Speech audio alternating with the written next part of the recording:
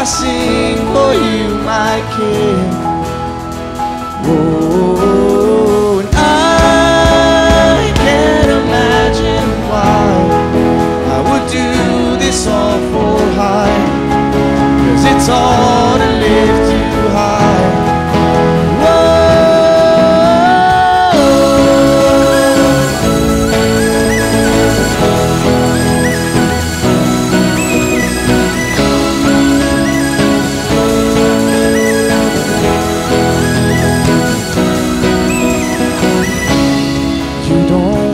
Perfection, just my soul's attention. All I have is what I'll give. More than a song that lasts a moment, I live a life of honest worship. If I'm here to sing, then I'll sing with purpose. All the praise, Lord, you deserve it. If I sing with everything, if I sing for you, my King. Oh, and I can't imagine why I would do this all for high, 'cause it's all to lift you high. Whoa.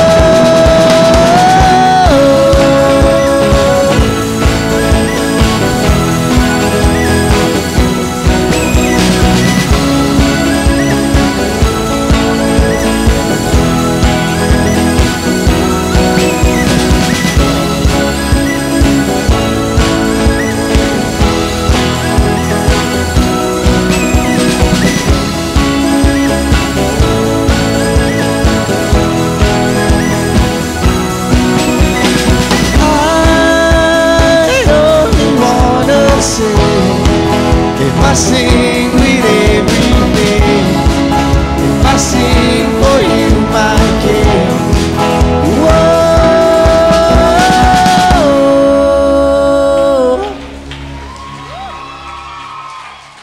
Watch this video. And I'm Bodie. Be sure to check out wool.org/bringafriend to discover all the cool rewards you can get by inviting a friend to camp who's never been here before. That's right, you get wild bucks and a free t-shirt and lots of other cool stuff too. So make sure you check out wool.org/bringafriend. You know, Bodie, camp is so fun. Horses and the ski boat and paintball and mountain biking. Oh, it's so much fun. Oh, you know what I like? It's that trust fall thing. You know, where you fall and all your friends catch you? Yeah, that's right. Let's That is try pretty it. fun. Wait, what? No, wait, no.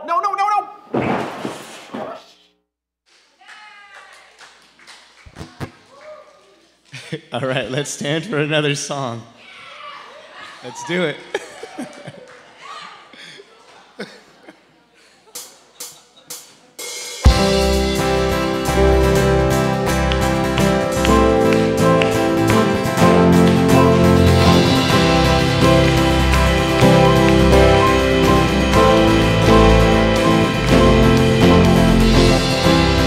There is no life without you.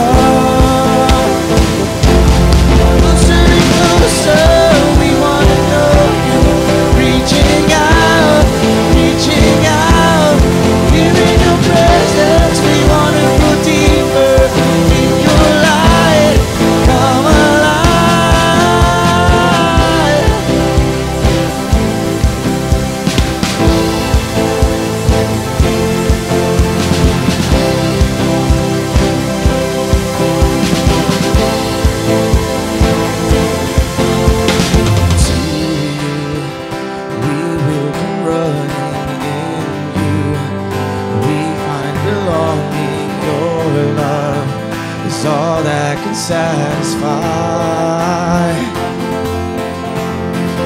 To you we will come running, in you we find belonging. Your love is all that can satisfy. I want to hear you sing it. To you we will come running, in you we find belonging. Your love is all that can satisfy. Closer and closer, we want to know you. Reaching out, hearing your presence. We want to go deeper in your light. Come alive. Closer and closer, we want to know you. Reaching out, hearing your presence. We want to go deeper in your light. Come alive.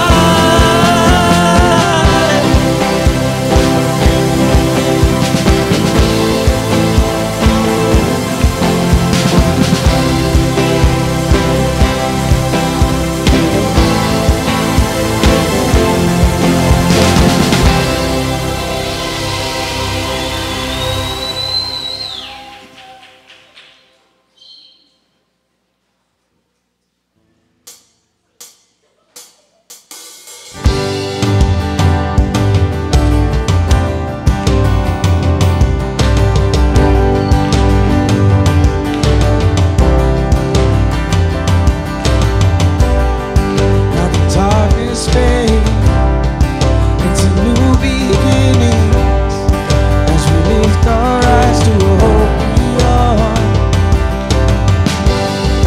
All creation waits with an expectation to declare the reign of the Lord our God. We will not be moved when the earth gives way, for the risen one has overcome. And for every fear, there's an empty grave, for the risen one has overcome. Now the darkness breaks in the name of Jesus. As the heavens cry, let the earth respond. All creation shouts with the voice of triumph to declare the reign of the Lord our God. We will not be moved when the earth gives way, for the risen one has overcome. And for every fear, there's an empty grave, for the risen one has overcome.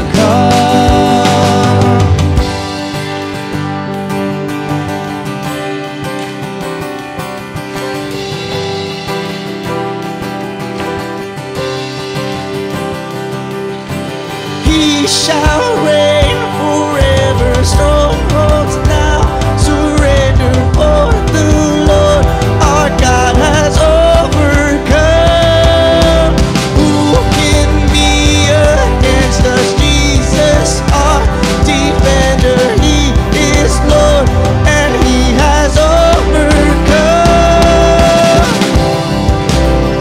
Forever strongholds now surrender, for the Lord our God has overcome. Who can be against us? Jesus our defender. He is Lord and he has overcome. We will not be moved when the earth gives way, for the risen one has overcome.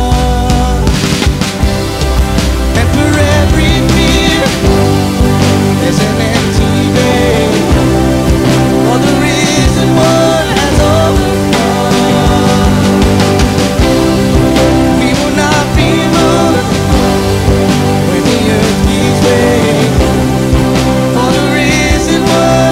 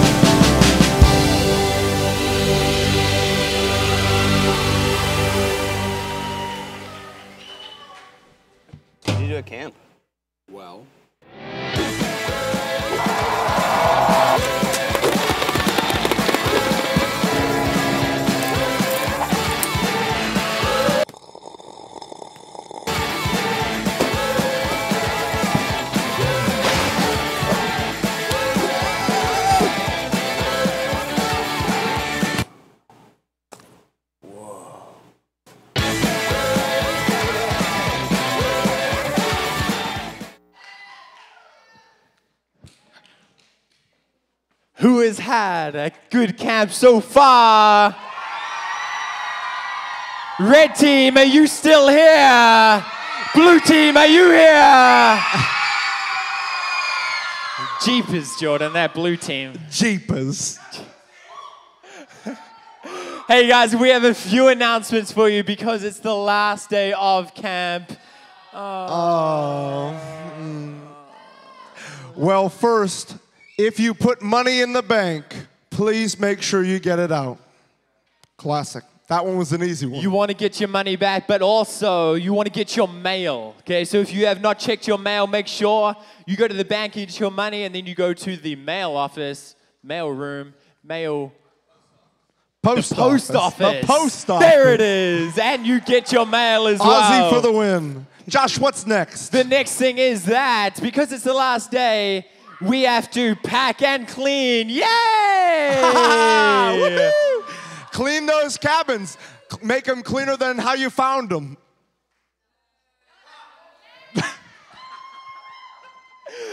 Cleaner than how you found them. Nice, Jordan. What do we got next? Well, Josh, we have a very special treat for the campers tonight. Wait, what's that?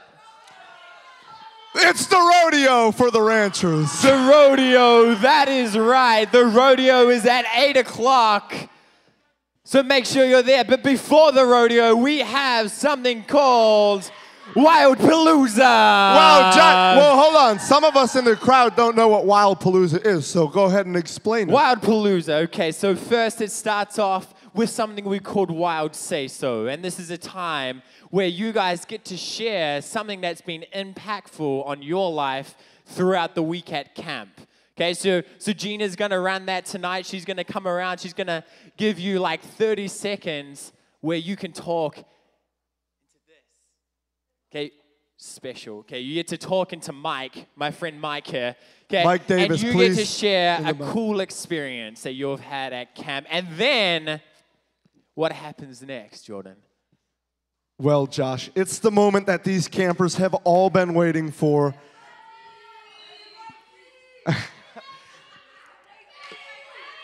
These lucky campers get to watch you, Gina, and I, and a few other special guests act like an idiot on stage for a long period of time in what we call comedy night or Wild Palooza. That's right, that's right. So we have that right before the rodeo, right after dinner. But there's one more thing they need to know, Jordan, and that is that breakfast is earlier tomorrow, okay? So remind your counselors, wake your counselors up, because breakfast is not going to be at 8:15. It's going to be at 6:45. That's right. 6:45. Breakfast is sold. They say early bird gets the worm, Josh, but I think the early worm dies.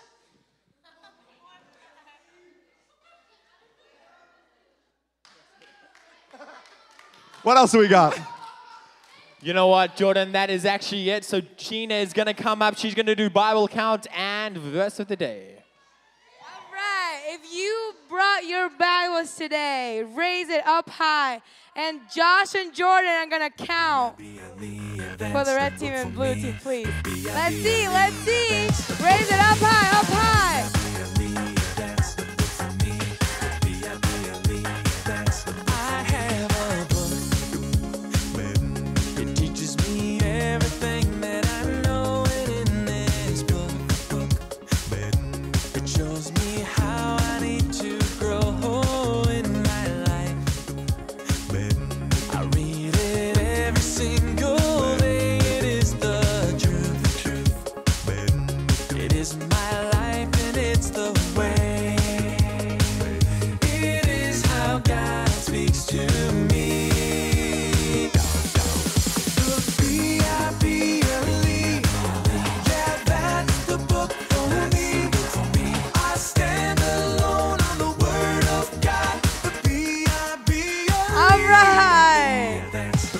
One team got 49, and the other team got 68.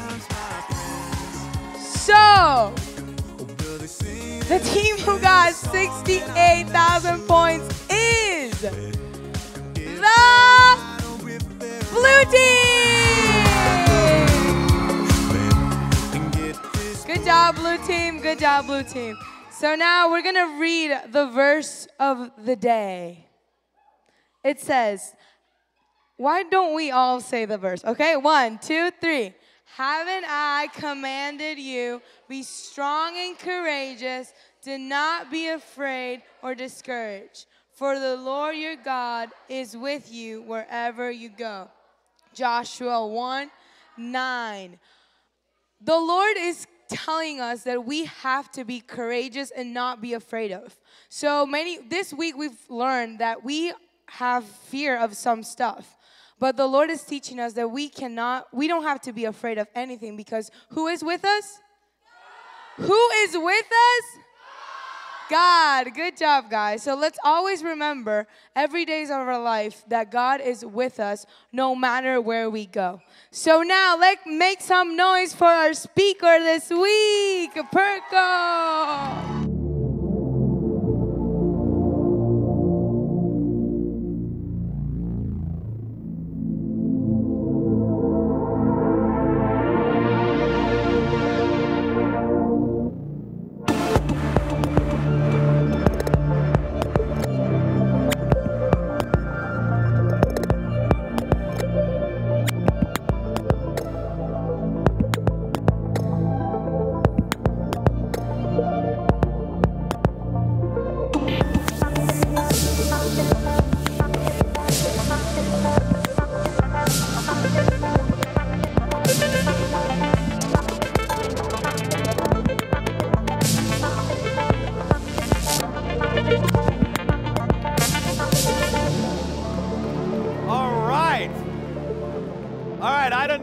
I don't know if you're cheering because you never have to watch that video ever again in your life, because we watched it every single day, or if you're cheering because you've had a great week. Hopefully that's the case.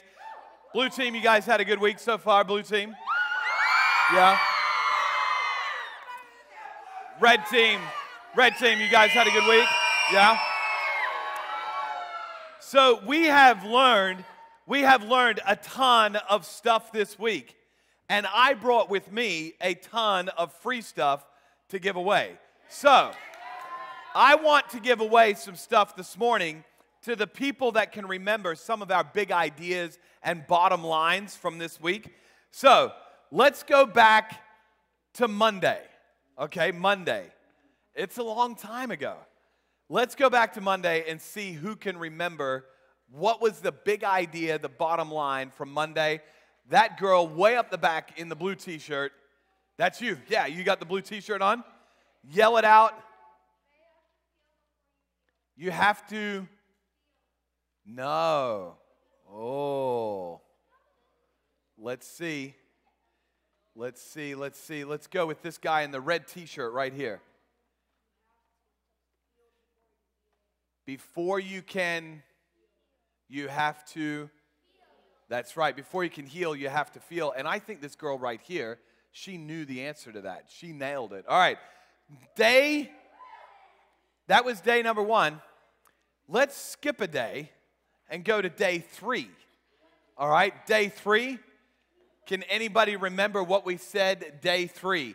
All right. This young lady right here in the purple cardigan, maroon cardigan, what did you think? Wednesday. Was that Wednesday? Was it Wednesday?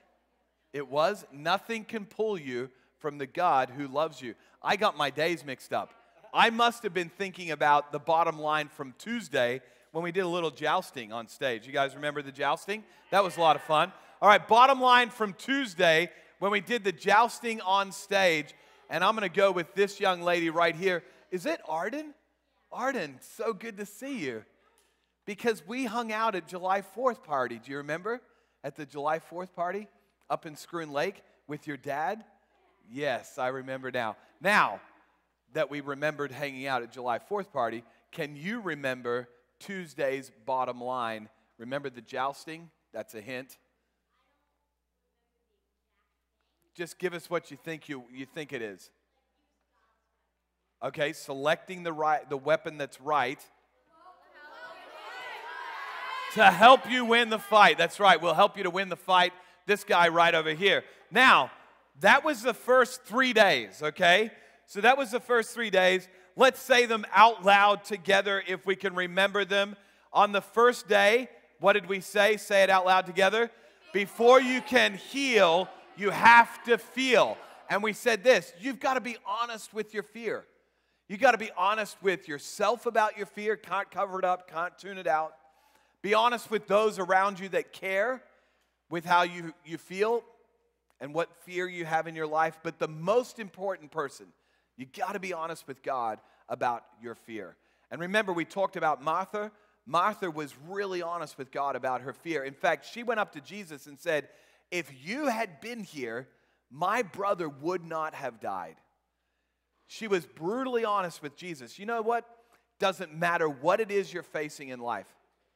Doesn't matter what it is you're facing, what fear you're facing. You can be honest with God because God's love is way bigger than any fear that you're facing. All right, and then day 2, we said this. Selecting the weapon that's right will help you to win the fight. Say it together. Selecting the weapon that's right will help you to win the fight. And God's given us all sorts of weapons. We talked about 6 of them that allow us to overcome our fear. Most of those weapons He's given us are to protect ourselves. But He also gave us His word as the offensive weapon to help us to overcome our fear. Then yesterday, remember what we said yesterday? Sorry, Wednesday, not yesterday, Wednesday. Let's say it together. Nothing can pull us from the God who loves you. Nothing can pull you from the God who loves you. Remember, there is absolutely nothing that can separate us from God's love. And then yesterday, sorry, I said that wrong. Yesterday, let's say it out loud together, nice and loud on the count of 3. 1, 2, 3. That's right. Guardrails protect and direct. Guardrails protect and they direct. Now, there's a young lady right down the front here who knew exactly what that was. Guardrails protect and direct. And so I'm going to give you that t-shirt. Give her a big round of applause. All right. Today, we're going to take a little different turn of direction. We've been talking about being fearless all week. That's our theme for the week. Primarily, though, this week, we've focused all 4 mornings on being fearless as it relates to us. We've been kind of self-centered, if we're honest. We've been talking mostly about how we overcome fear in our lives.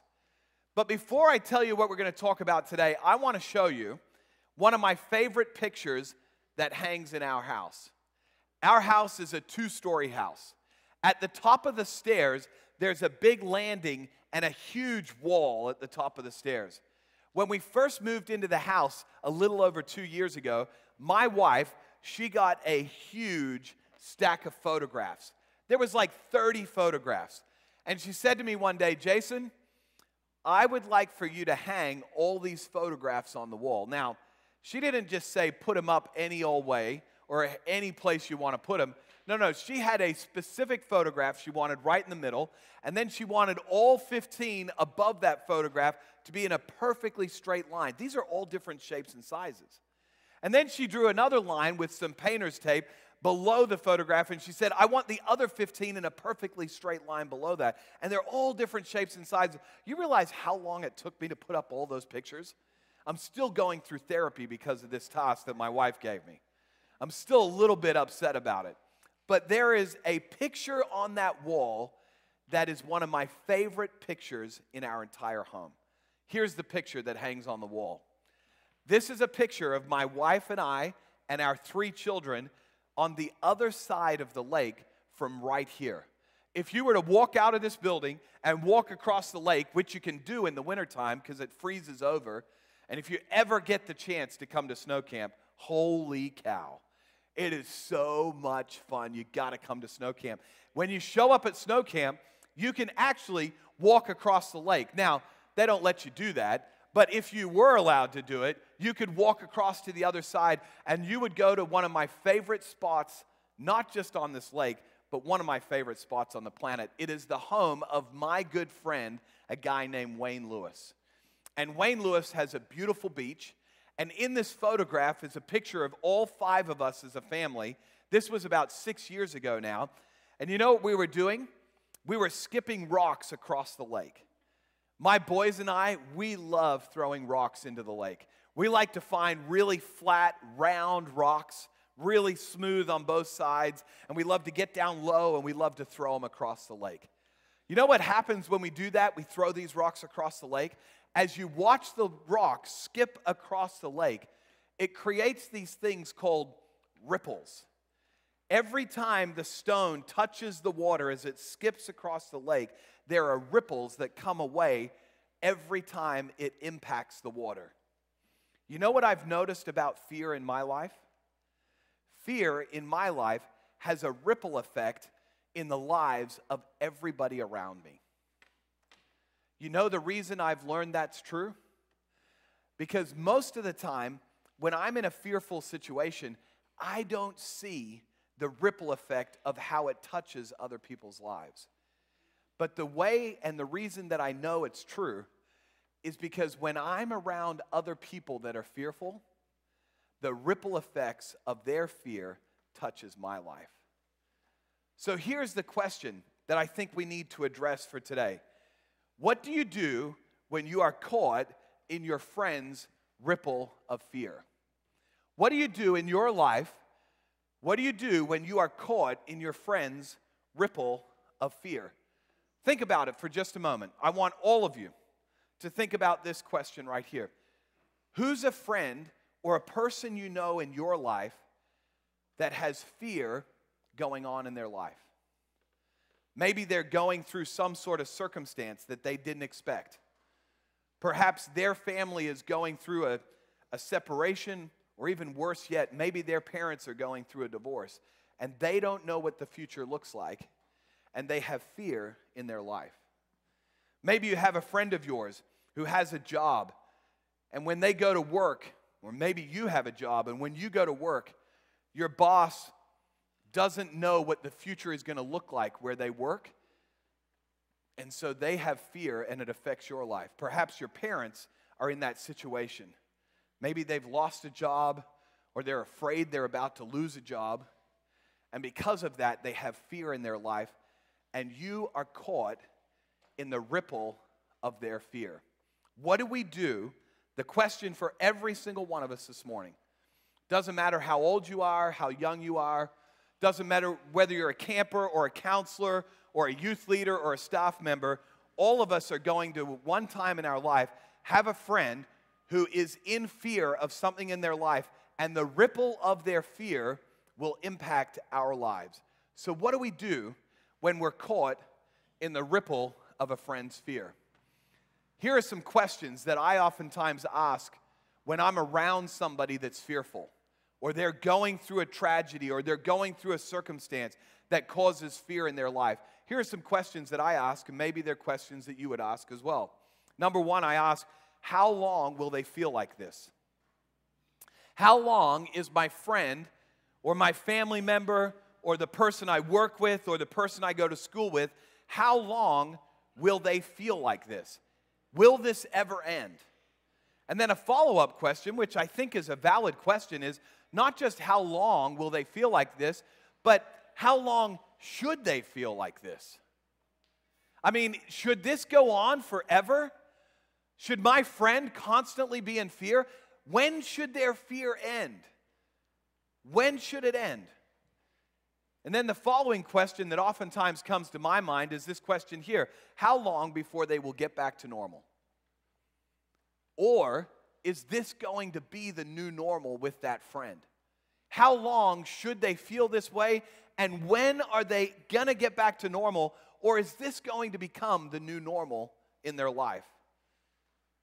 And then my questions finally lead me to ask a couple more questions. The first one I oftentimes ask is this: what should I do then? If I'm going to be a good friend to this person, and they're struggling with fear, and they're going through a situation in their life that's causing them to be fearful, what should I do as a good friend? And the follow-up question is this: what in the world should I say? You know, you've been in those conversations. Your friend is struggling with something. You're sitting down at school at lunchtime, or maybe you're hanging out at their house playing video games, or just having a snack after school, and you're sitting there in their living room, and they're afraid of something going on in their world. And you just don't know what to say to them. You're at lunch, and they're telling you about something that's happening in their life, and you just don't know how to respond. So here's what we typically do, at least I do. When I'm in those situations, here's what I oftentimes try to do. I try to start by just trying to act like everything's normal. Kind of try to gloss it over and act like, oh, it's going to be fine, everything's normal. Kind of shut out the fear or the emotions that my friends are having.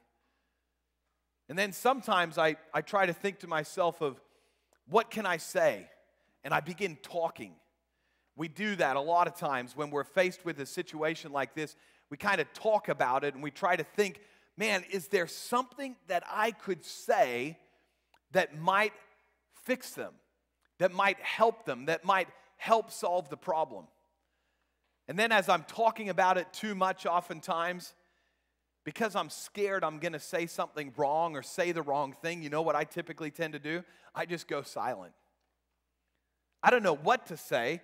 I'm scared to say something because I don't want to say the wrong thing. And so I just go silent. Let me ask you a question, though, this morning as we think about being caught in our friend's ripple of fear. Let me ask you this question. What if we're not supposed to fix our friend's fear? What if we're not supposed to try and be the solution to our friend's fear? What if God, for those of you that are followers of Jesus, what if God is not calling us to fix our friend's fear? Today, I want us to go way back in time. So far this week, we've spent most of our time looking at different letters that Paul wrote in what's called the New Testament, the second half of the Bible.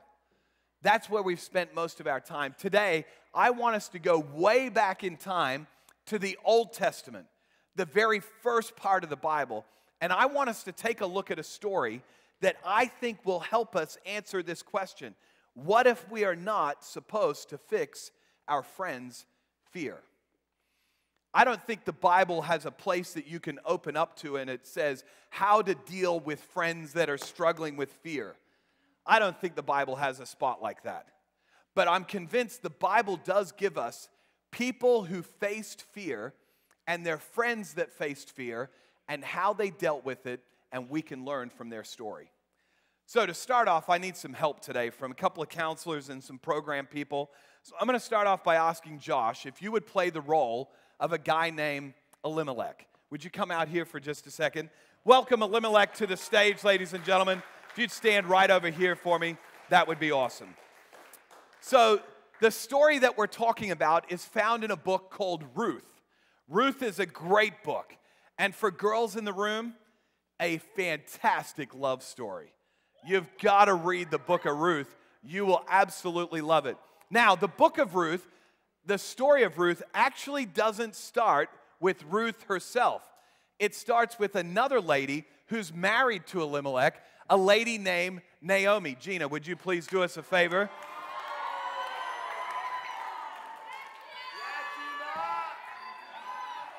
So we have Elimelech and Naomi, and they're married, and they're living, check it out. Check out the town that they're living in.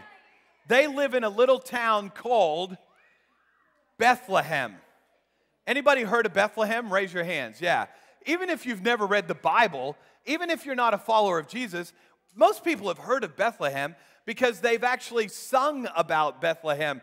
Around Christmas time, we sing songs like, "Oh, Little Town of Bethlehem," because there was a pretty famous guy who was born in Bethlehem whose name was Jesus. Now, don't get confused, Jordan. Don't get confused. This is a long time. We're talking generations, maybe hundreds, even thousands of years before Jesus was around. Elimelech and Naomi are living in Bethlehem. And you know what they have? They have 2 boys. 2 boys, Jordan. Jordan, you can be one of them. Come on up. That's okay. That's okay. Now, this is their first son, Killian, and he's a good guy. He's a really great guy. And then I need another taller guy, because Elimelech's tall. Yeah, come on down. And this is their other son. Now, here's the deal. Here's the deal. The 4 of them are living in Bethlehem.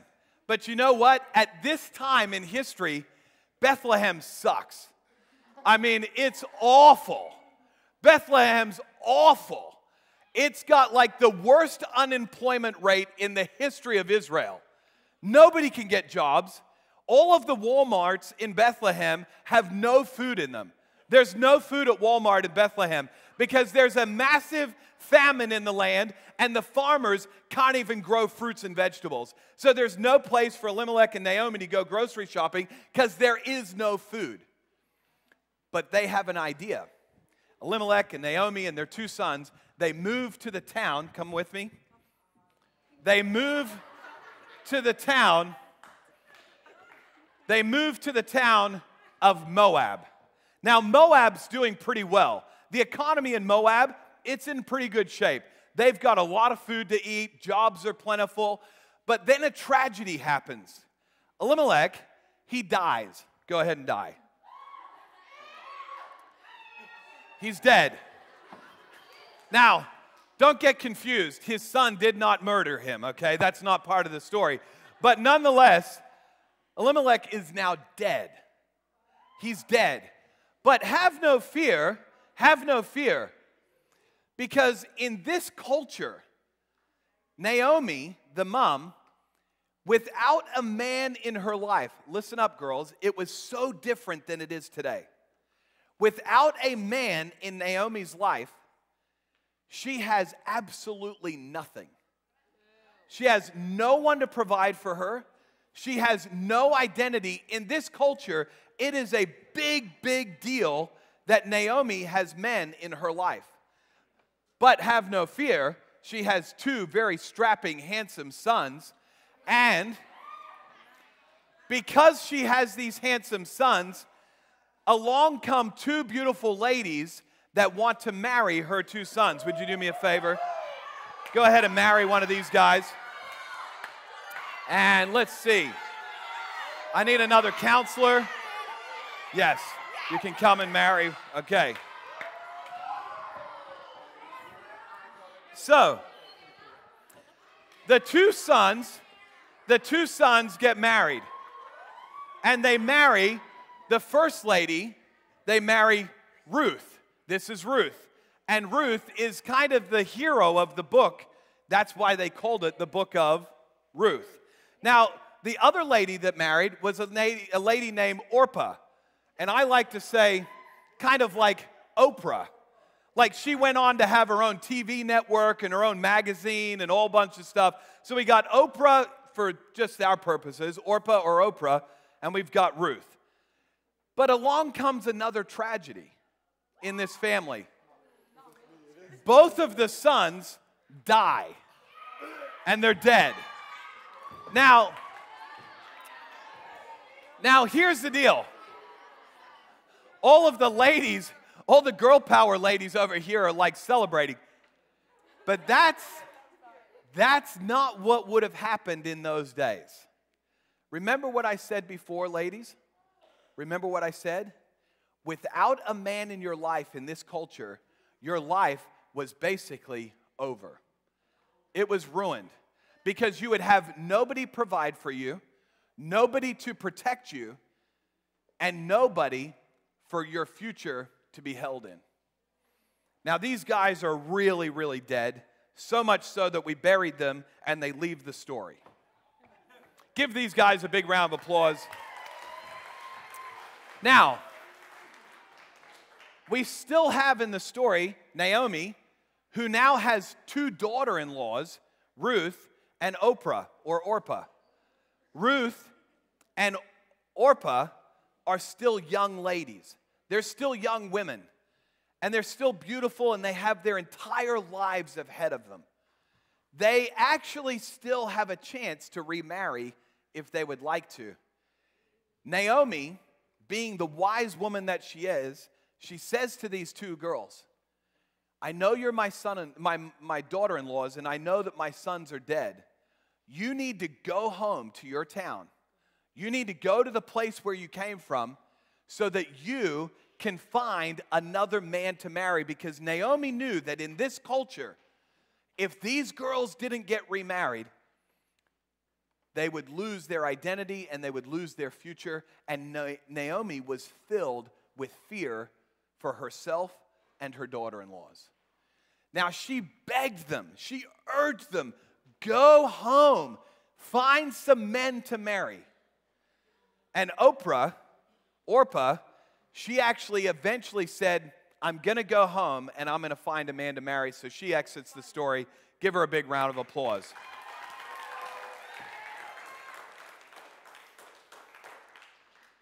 But Ruth, and this is where the story gets good. Ruth sees a friend, a person in her life that is filled with fear like Naomi. And we see in the way that Ruth responds to her mother-in-law, Naomi, how we can too respond to those around us who are filled with fear. When we are caught in the ripple of fear that a friend or a family member or somebody in our life has, we can look to Ruth and the way she responded to Naomi, and we can learn some valuable lessons. Listen to the words that Ruth says to Naomi as Naomi is begging her to leave her and go find a man to go home. This is what Ruth says. Look on the screen. But Ruth replied, don't urge me to leave you or to turn back from you. This is so crucial. Where you go, I will go. And where you stay, Naomi, I will stay. Your people will be my people. And then this is such a key statement that Ruth said. You realize Naomi, in this moment, everybody look this way. She's filled with fear. She cannot see the future for herself. She thinks her life is over. She's so filled and gripped by fear. I don't even think Naomi was still really following God. In fact, as she goes on to say later on, she feels as though God had abandoned her. So what does Ruth say? And your God, pointing Naomi back to her God, back to the truth that God will never leave her, and your God will be my God. What an incredible thing that Ruth, give Ruth a big round of applause.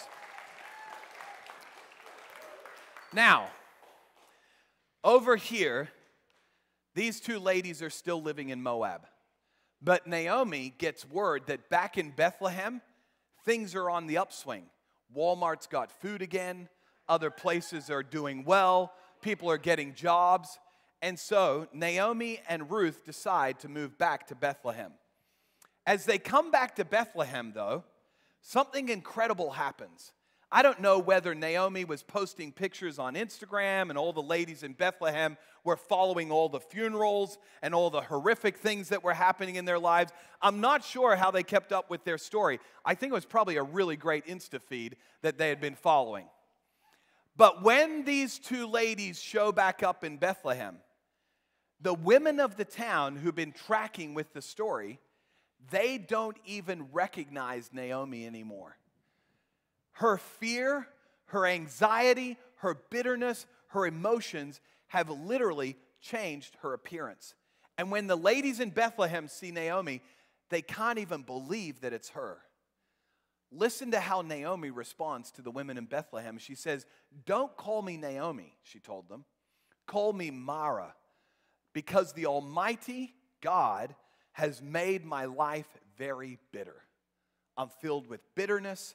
I'm filled with anxiety. I'm filled with fear because I don't know the future. I went away to Moab full, but the Lord has brought me back empty. I've lost my sons. I've lost my husband. I've even lost one of my daughter-in-laws, and my life is feeling empty. Why call me Naomi, she says. The Lord has afflicted me. The Almighty has brought misfortune upon me. That's how she arrives when she gets back to Bethlehem. Now, the story goes on, but for your sake, I'm going to let you exit the stage and give them a big round of applause. Here's how the story continues. Ruth and Naomi start living in Bethlehem, but they don't have jobs, they don't have men in their lives, they don't have anyone to provide for them or protect them, and the most amazing and quite honestly, really weird love story unfolds for Ruth. Ruth decides, I'm going to go to a local farmer's place, to his farm, and I'm going to pick up the leftovers that are left on the side of the farm. That was common in those days for poor people to go to somebody's farm and to pick up the leftovers for those that were harvesting. And she begins doing that day after day after day. And Ruth, I think Ruth was probably a bit of a hottie. Because the farmer, his name was Boaz, he took notice of Ruth picking up the leftovers. And all of a sudden, Boaz wanted to know, hey, who's this good-looking girl picking up leftovers at my farm? And he was introduced to Ruth. Eventually, they get married, and here's something that's so cool.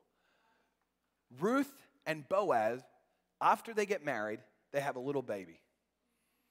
And that baby boy, one day, became the great-great-great-great-great-great-great-great-grandfather of a man named Jesus. He was in the line in the family tree of Jesus. So later on in the story, after Ruth has the baby, listen to what the ladies in Bethlehem say to Ruth and Naomi. They say this, praise be to the Lord, who this day has not left you without a guardian redeemer. God had a plan all the time to protect and provide for Ruth and Naomi. May he become famous throughout Israel. He will renew you, talking to Naomi, he will renew your life and sustain you in your old age. For your daughter-in-law who loves you and who is better to you than 7 sons has given him birth. Talking about the baby that would one day become the great-great-great-great-great-great-great-grandfather of a guy named Jesus. What an incredible story. But you know, we can learn some incredible lessons as we wrap up today from Ruth about how to deal with being caught in the ripple of fear from a friend or a loved one in your life. When it comes to fear, first thing, be a friend, not a fixer. You remember what Ruth did with Naomi? Do you remember back when she was urging her to leave? She said to her, I'm going to find a solution. I'm going to fix this problem. No, that's not what Ruth said to Naomi. She didn't say, I can solve this and I can fix this. No. All Ruth said was, wherever it is that you go, I'll go there. Wherever it is that you stay, I'll stay there. Your people will be my people, and your God will be my God. When it comes to fear and friends that are dealing with fear, here's what we can learn from Ruth. Be a friend, not a fixer. What does it look like to be a friend? I want to give you just a couple of practical ideas on being a friend and not a fixer. Number one, love your friend that is going through that fearful time in their life. Love them. You know who gives us the greatest example of how to love people? Jesus. Jesus loved people with absolutely no strings attached. No strings attached. He didn't want anything in return. He just loved people unconditionally. When your friend is facing fear in their life, love them with no strings attached, with nothing wanting in return. The next thing, be there for them. Don't try to fix them. Don't try to fix their problem or be the solution to their problem. Literally, you can just be there with them in their fear. And not just be there with them in their fear, but even more importantly than this, be there for the long haul. Be there long term with them. So many people I talk to when they're going through tough situations in their lives, when they're going through tragedy in their life, they would say to me, Jason, at first, when I was facing this fear, I had a lot of people around me. But over time, my friends and family members started to drop away.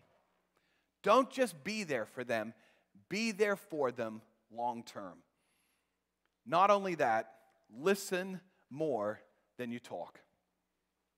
When you find yourself in a situation with a friend that's facing fear, our tendency, I know mine is this way, is to try and figure out what's the right thing that I could say to try and help my friend. I think the thing we should say is, how can I listen more than I talk, and that will help my friend? Listen more than you talk, and then finally, so important, point them to Jesus. I love what Ruth did. Ruth reminded her mother-in-law Naomi of the God of her ancestors, of Naomi's God that had been faithful to her, had sustained her, and Ruth reminded her that her God would be her God, that your God will be my God, is what Ruth said. When you find yourself with a friend facing fear, be a friend, not a fixer.